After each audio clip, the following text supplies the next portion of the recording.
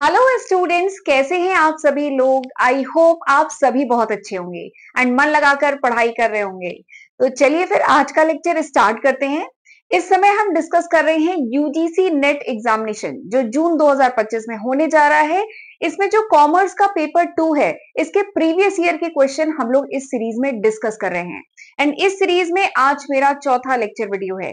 3 lecture video मैं already upload कर चुकी हूँ इस सीरीज में।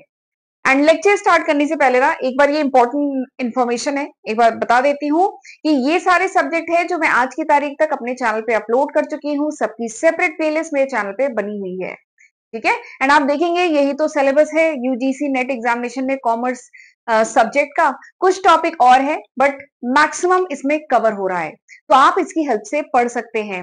और सिलेबस को कोई डाउट हो सिलेबस को लेके तो ऑलरेडी मैं एक सेपरेट वीडियो बना चुकी हूँ जिसमें मैंने डिटेल में सिलेबस डिस्कस किया है कॉमर्स सब्जेक्ट का। एंड उसके नोट्स कहाँ मिल जाएंगे, लेक्चर वीडियोस कहाँ मिल जाएंगे, ये सब भी डिटेल में डिस्कस किया है। लिंक मैं डिस्क्रिप्शन में दे दूंगी।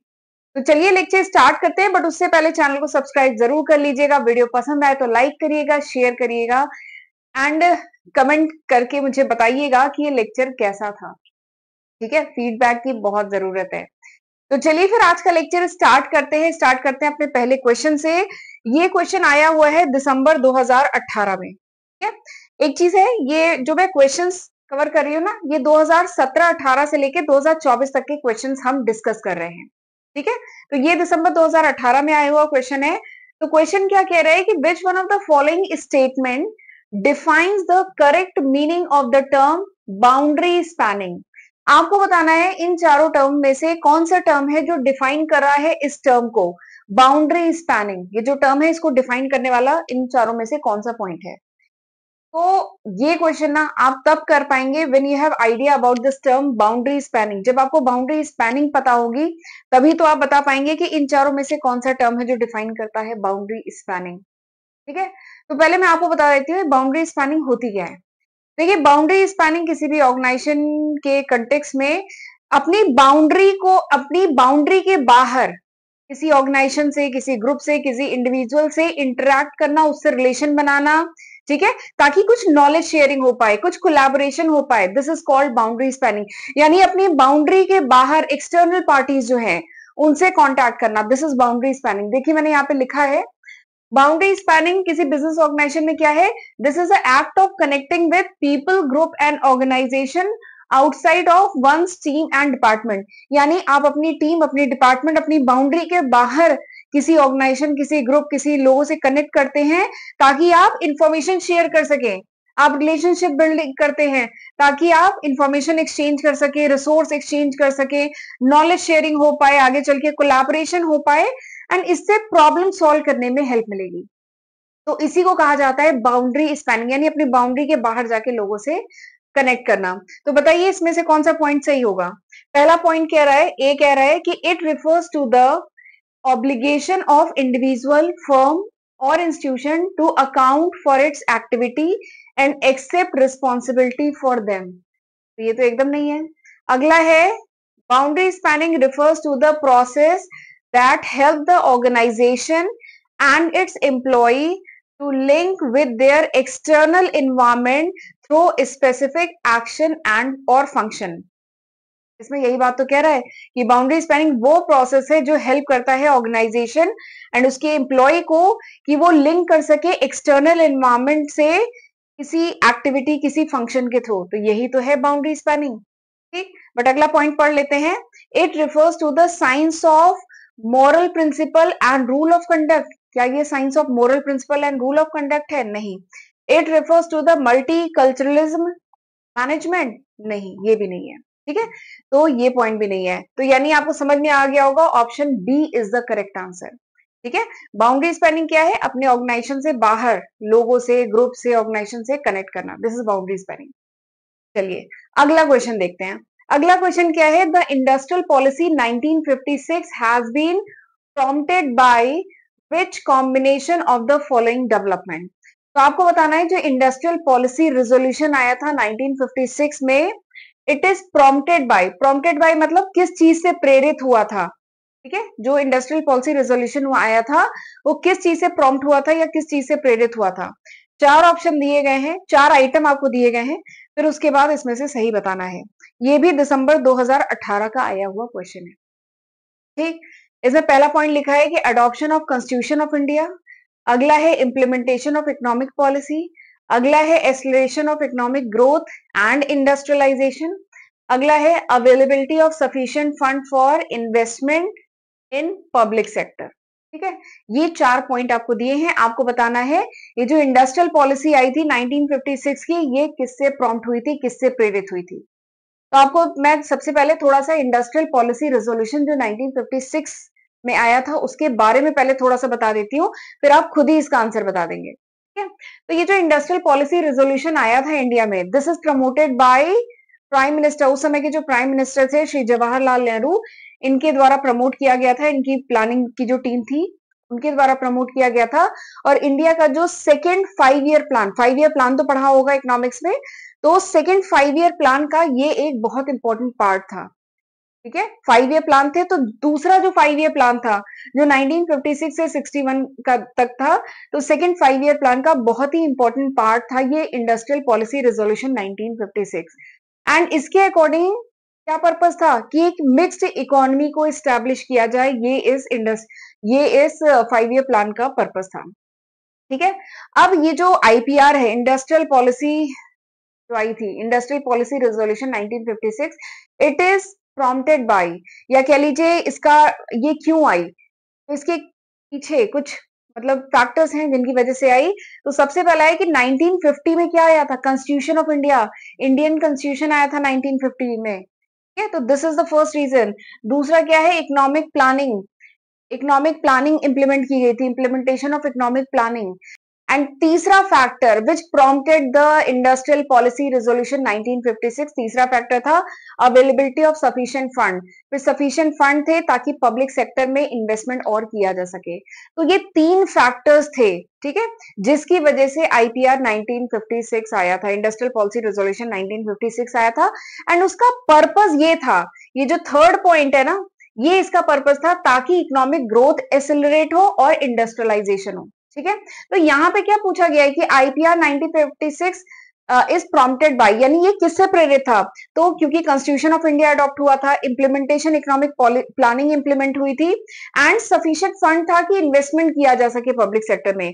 तो इन 3 रीजंस के कारण आईपीआर 1956 आया था। इसका पर्पस ये था, ये जो है ना, दिस इज पर्पस, ये जो थर्ड पॉइंट है, दिस इज द पर्पस, ताकि इकोनॉमिक ग्रोथ को एक्सेलरेट किया जा सके, इंडस्ट्रियलाइजेशन किया जा सके। तो यहाँ पे जो आंसर है ना, कौन कौन से फैक्टर से प्रॉम्प्ट हुआ, फर्स्ट, सेकेंड एंड फोर्थ है। ठीक है, तो फर्स्ट, सेकेंड एंड फोर्थ, तो B is the answer, option B is the answer. ये जो थर्ड पॉइंट है ना, acceleration of economic growth and industrialisation, ये इसका पर्पस है, it is not prompted by, ये इसका पर्पस है, तो थर्ड पॉइंट नहीं होगा। ठीक, तो option B is the correct answer. चलिए अगला क्वेश्चन देखते हैं। अगला क्वेश्चन मैचिंग का क्वेश्चन है। ठीक है, मैच कराने वाले क्वेश्चन बहुत आते हैं एग्जाम में, बहुत पूछे जाते हैं, और मैच कराने वाले एक बात बताऊंगी, काफी आसान भी होते हैं, क्योंकि 1 2 3 4 जैसे यहाँ पे 4 पॉइंट दिए हैं, अगर आपको चारों नहीं भी समझ में आ रहे हैं, सपोज करिए, वैसे यहाँ पे बहुत इजी है कि क्लास 12th के लेवल का क्वेश्चन है, अच्छा नवंबर 2017 का आया हुआ क्वेश्चन है। ठीक है, अगर आपको चारों नहीं भी आ रहे हैं, 2 भी आ रहे हैं, पर 2 के लिए अगर आप श्योर हैं तो भी आप मैच करा लेंगे।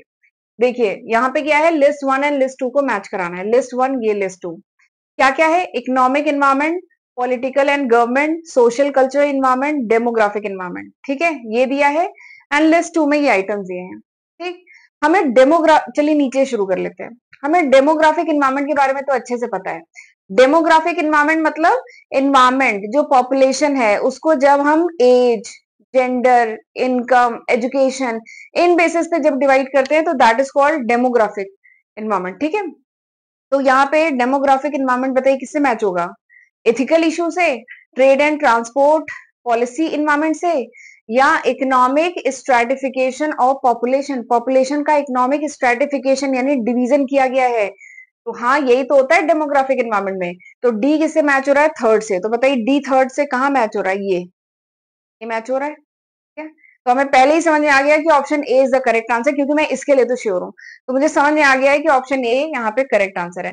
पर चलिए और देख लेते हैं, पॉलिटिकल एंड गवर्नमेंट। ठीक है, तो पॉलिटिकल एंड गवर्नमेंट क्या इथिकल इशू है? नहीं। Trade and transport policy environment है? नहीं। जुडिशरी पावर है? हाँ, पॉलिटिकल एंड गवर्नमेंट में जुडिशरी पावर होता है। तो बी किससे मैच हो रहा है? 4 से। तो बी देखिए मैच कहां 4 से हो रहा है? ये हो रहा है। तो दो भी मेरे मैच हो गए, तो मुझे समझ में आ गया कि option A is the correct answer. ठीक, तो ये हो गया। पर चलिए देख लेते हैं एक बार बाकी पॉइंट। इकोनॉमिक एनवायरमेंट, तो इकोनॉमिक एनवायरमेंट जो है वो किससे रिलेटेड है? इथिकल इश्यूज से या ट्रेड ट्रांसपोर्ट पॉलिसी एनवायरमेंट से? तो आप जानते हैं इकोनॉमिक एनवायरमेंट क्या है? Trade transport and policy environment है, यानी ए किससे मैच हो रहा है? सेकंड से। ये भी मैच हो गया। एंड उसके बाद कौन सा बच्चा है? Social culture environment ethical issue. ठीक, तो इस तरीके से मैच होगा, बहुत आसान है। तो अगर दो के लिए भी आप श्योर है ना, तो आप आसानी से मैच करा लेंगे। एंड एक बार ये देख लीजिए, ये इसकी एक्सप्लेनेशन है, एक बार वीडियो को पॉज करके रीड कर लीजिएगा। तो option A is the correct answer. चलिए अगला क्वेश्चन देखते हैं। अगला क्वेश्चन क्या है? सैप से रिलेटेड है। अगला क्वेश्चन सैप से रिलेटेड है। क्वेश्चन क्या है? फॉर विच, कब आया है? नवंबर 2017 में आया हुआ क्वेश्चन है। क्वेश्चन क्या कह रहा है? For which one of the basic reason, यानी किस बेसिक रीजन के कारण सैप, सैप मतलब structural adjustment programme was undertaking in India in 1991। India में 1991 में जो सैप आया था, SAP means structural adjustment programme आया था, उसका बेसिक रीजन क्या था? बेसिक रीजन बताना है सैप का, स्ट्रक्चरल एडजस्टमेंट प्रोग्राम का बेसिक रीजन क्या था। चार ऑप्शन आपको दिए गए हैं, ठीक है। बट ये क्वेश्चन आप तब कर पाएंगे when you have idea about SAP. जब आपको जो 1991 में सैप आया था उसके बारे में बेसिक आइडिया होगा, तभी आप ये क्वेश्चन कर पाएंगे, ठीक है। तो चलिए पहले मैं सैप के बारे में थोड़ा सा बताती हूँ।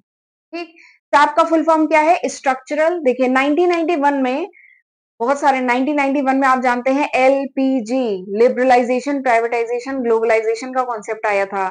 बहुत मेजर इकोनॉमिक रिफॉर्म हुआ था 1991 में इंडिया में। तो वही है, इंडिया में बहुत सारे इकोनॉमिक रिफॉर्म हुए थे, जिसमें एक था सैप, स्ट्रक्चरल एडजस्टमेंट प्रोग्राम हुआ था। वो क्यों आया था SAP? Because of the balance of payment crisis, क्योंकि 1991 में बहुत सारा, कह लीजिए गवर्नमेंट पे डेट बहुत बढ़ गया था, बैलेंस ऑफ पेमेंट का क्राइसिस था। तो उसी को, कह लीजिए उसी प्रॉब्लम को एड्रेस करने के लिए इंडिया ने बहुत सारे इकोनॉमिक रिफॉर्म किए, ठीक है। उसके तहत सैप आया, स्ट्रक्चरल एडजस्टमेंट प्रोग्राम आया, ठीक है। इस प्रोग्राम का पर्पस क्या था? इस प्रोग्राम का पर्पस था कि इंडिया को मोर मार्केट ओरिएंटेड इकोनॉमी बनाए, ठीक है। इंडिया को मोर मार्केट ओरिएंटेड इकोनॉमी बनाए, ताकि जो इंडिया में जो उस समय जो इकोनॉमिक इनस्टेबिलिटी थी उसको एड्रेस किया जा सके और एक सस्टेनेबल ग्रोथ इंडिया में हो, ठीक है। तो ये इसका पर्पस था सैप का, ठीक। तो अब बताइए अब बताइए इन चारों में से क्या आंसर होगा? काफी कुछ मैंने सैप के बारे में बता दिया। सैप का पर्पस क्या था? सैप का पर्पस था कि उस समय की जो प्रॉब्लम थी उसको हैंडल कर सके, इंडिया को एक मार्केट ओरिएंटेड इकोनॉमी बनाए, ठीक है, फ्री मार्केट ओरिएंटेड इकोनॉमी। और उसी पर्पस से एलपीजी आया था, लिबरलाइजेशन, प्राइवेटाइजेशन, ग्लोबलाइजेशन आया था, ताकि इंडिया एक फ्री मार्केट बने, बाहर भी ट्रेड करे, बाहर से भी इन्वेस्टमेंट आए इंडिया में, केवल पब्लिक सेक्टर ही डोमिनेट ना हो, प्राइवेट प्लेयर्स भी आए, ठीक है। तो एक फ्री मार्केट इकोनॉमी बनाने का पर्पस था सैप का, क्योंकि उस समय फाइनेंशियल क्राइसिस थे इंडिया में, उसको एड्रेस करने के लिए आया था। तो अब इन चारों को पढ़िए और बताइए कौन सा आंसर होगा कि what is the reason for SAP. SAP का रीजन क्या था? पहला, curbing competition among private sector, private sector में जो कंपटीशन था उसको कंट्रोल करने के लिए आया था? नहीं। Establishing predominant role of public sector, कि पब्लिक सेक्टर का रोल और प्री डोमिनेंट हो? नहीं। जबकि इसमें प्राइवेटाइजेशन आया था कि कुछ पब्लिक सेक्टर प्राइवेट के हाथ में भी दिए गए, ठीक है, कुछ इंडस्ट्रीज ओपन की गई प्राइवेट सेक्टर के लिए भी, तो ये भी नहीं है। Establishing a free market economy, तो हाँ, सैप का पर्पस यही था कि एक फ्री मार्केट इकोनॉमी स्टैब्लिश की जाए, तो दिस इज द आंसर। अगला है regional balancing through planning and licensing. SAP का ये पर्पस था कि रीजनल बैलेंस हो प्लानिंग से, लाइसेंसिंग से, तो ये पर्पस नहीं था सैप का। सैप नेशनल लेवल पे पूरी होल इकोनॉमी के डेवलपमेंट के बारे में, फ्री मार्केट इकोनॉमी के बारे में इसमें बात की गई थी। तो option C is the correct answer, ठीक है। डी, बी, ए नहीं है, C is the correct answer. चलिए आगे बढ़ते हैं अगले क्वेश्चन पे। अगला क्वेश्चन अगेन मैचिंग वाला क्वेश्चन है, ठीक है। अब फिर से मैचिंग में मैं अगर एक या दो हमने मैच करा लिया तो हमारा काम हो जाएगा, ठीक। लिस्ट वन को लिस्ट टू से मैच कराना है। लिस्ट वन में क्या है? Micro external environment, macro external environment, non price competition, desire competition, ठीक है। और यहाँ पे कुछ पॉइंट दिए गए हैं। तो चलिए एक एक करके देखते हैं इनको। सबसे पहले जरा नॉन प्राइस कंपटीशन से चलिए शुरू करते हैं। Non price competition, non price competition क्या होता है? यानी दो फर्म या दो से ज्यादा फर्म जब प्राइस को लेके कंपटीशन ना कर रही हो, बल्कि दूसरे फैक्टर्स, जैसे नहीं अपने प्रोडक्ट की क्वालिटी बढ़ाएं, एडवर्टाइजमेंट करें, स्पॉन्सरशिप करें, बाकी फैक्टर्स पे कंपटीशन कर रहे हो, तो उसको कहेंगे नॉन प्राइस कंपटीशन।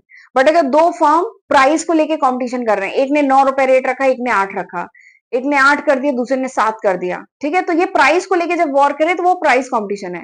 यहाँ पे नॉन प्राइस कंपटीशन की बात हो रही है। तो नॉन प्राइस कंपटीशन यानी प्राइस को लेके वॉर नहीं हो रही है, एडवर्टाइजिंग, प्रोडक्ट को और अच्छा कैसे करे, क्वालिटी को लेके, उन सब के पे अगर कंपटीशन हो रहा है तो वो नॉन प्राइस कंपटीशन है। तो नॉन प्राइस कंपटीशन बताइए कहां से मैच होगा? Economic and political factor? नहीं। Competition among desire product targeting disposable income of consumer. Competition among desire product यानी डिजायर प्रोडक्ट के बीच में कंपटीशन, जिसका टारगेट क्या है? Disposable income of consumer? नहीं, यहाँ पे भी इसकी बात नहीं हो रही है। Input supplier? नहीं। Sponsoring of event like sports? तो हाँ, नॉन प्राइस कंपटीशन में ये आ सकता है कि स्पॉन्सरशिप करना, एडवर्टाइजमेंट करना, स्पॉन्सरशिप करना, उससे अपने प्रोडक्ट को प्रमोट करना, प्राइस के लेवल पे वॉर करना, ये नहीं होता है। तो ये सी किससे मैच हो रहा है? 4 से मैच हो रहा है। तो बताइए सी 4 से कहां पे मैच हो रहा है? एक यहाँ मैच हो रहा है, एक यहाँ मैच हो रहा है, यानी हमारा आंसर ए या बी में से कुछ होगा। ठीक है, ये पता चल गया।